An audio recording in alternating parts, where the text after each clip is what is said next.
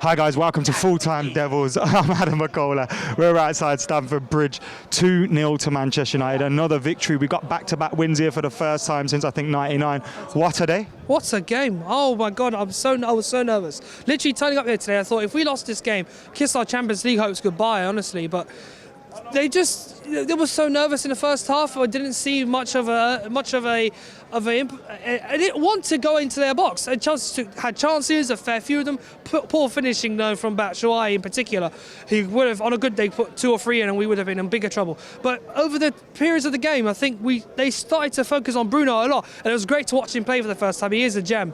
A shame, really. For your first time, before the comments get. Yeah, I know. Sorry, everybody.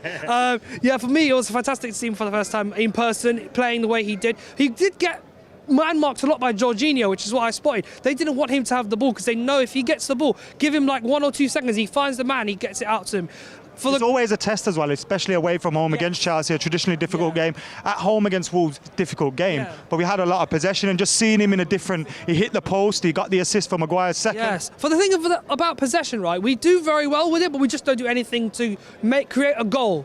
And against Wolves was a brilliant example of such a thing. However, tonight we just had a little spell at the end of the half where we started to use that possession a bit further up the pitch. I feel like Kante's substitution after his injury might have been a big factor because he normally does very well at ball winning in the midfield, gives us a bit more space to work with, and that cross from Wan-Bissaka for the goal. He spun Willian about... We've been crying out for from Wan-Bissaka and from Anthony Martial. He's had a difficult January, the winter break. He was in and out of the game before the goal, and then he was in the right area with a great finish. Yeah, I've watched a lot of Willian this season in like different matches, and I hardly see him play badly, but say he had a really bad game, and we picked on him we picked on him and used his weakness defensively as an outlet for us, and Wan-Bissaka used that to great perfection. Martial doesn't score a lot of headers, but he did really well there.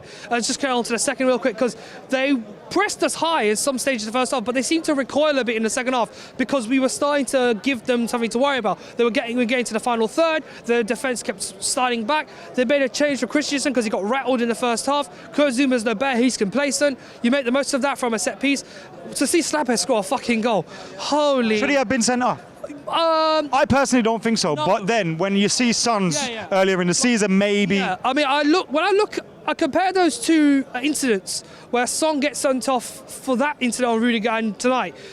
I don't think Harry means it as much to stick his foot into where Batshuayi wouldn't have liked to be put. But at the end of the day, referee on the day made a decision for Son, and he thought with a bit of help from VAR, I think it did go to VAR. Yeah, it would have gone to VAR, but it didn't. They did. I don't know how long it would have been for them to check it, but I don't think that was a sending off in any way. And it could have been a big difference had he been off. Because what about the other two? The goals, obviously Giroud's in the second half, and of course the first. Naturally, this season I've been careful making my predictions on these goals. 20 times, Man United. Lovely.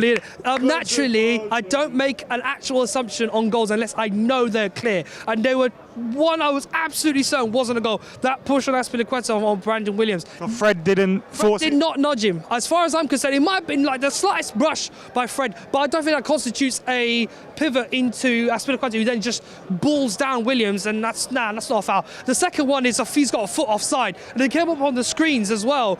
Literally could not have been clear offside, but they're going to say a lot about the VAR and how it's not being used correctly and so. The offside rule needs to be implemented in a different way. It doesn't matter really. Offside's offside. They can change the handball rule if they like, and I'm happy. I'll be. This is when you're on the right side of VAR, basically. If we were on the other side of it, we might have having a few. We've had a few of those this season, really. Nice one, appreciate it. What did you make of that today? Oh, brilliant. Yeah, no, I was in the away fans, so I wasn't very. I was in the away fans. Well, yeah. Yeah, so you had to blend it with that, yeah? What did you make of the top four? You think top four's on? Yeah, I think it is, yeah, definitely on. Don't you think? I think we have a chance, but I want to be cautious here, because every time we win a game, we suddenly go and drop points again. The next game is against Watford. Obviously, our immediate future is our better chances are in the Europa League. We go to Bruges on Thursday, which is a tough game. We have a tough game on Thursday against Bruges because you can't take them lightly either. They went to Real Madrid this season and nearly put them over at the Bernabeu. So they have the ability in big games to turn up. And I watched them on Sunday. They didn't do too badly. Listen to that. But here's what I love most. Listen to that. That You listen to that, everyone. That's passion. That's fans. That's proper fans right there. But that's passion. You show that. You come to every game if you can. I do my best. I support my team from far and near. I'll do everything to make sure we get to where we need to be. Is Ali taking us that way? I know it's easy to get carried away to win, but in these bigger games, he's doing well. Now, before I came here today, I watched you and Housen's Uncovered. It's a great podcast. Uncensored, Uncovered, whatever. The fact of the matter is, I'm neither for nor Oli in or Oli out. I have to just support the team. In terms of Solskjaer tonight, yeah, he's done it again. Like against in October, he's tactically outclassed Lampard. Lampard's still in his first season, but he's 3 times. Is Lampard all that though? No, 3 times in one season you get beaten by the same team. He's literally rattled by Manchester United. The fact of the matter is, this season he has been better than Lampard. United have been better than Chelsea in the matches this season. And maybe in the longer run, we just have to focus now on picking up those points against teams below us in the league, and maybe we stand a chance of being in that race. Because Manchester City's Europa Champions League ban has all sorts of bearings on the final position this season. 5th place is on at the moment, but you don't know what to count on for. So today's magic words are: set pieces are the best. Cheers, man.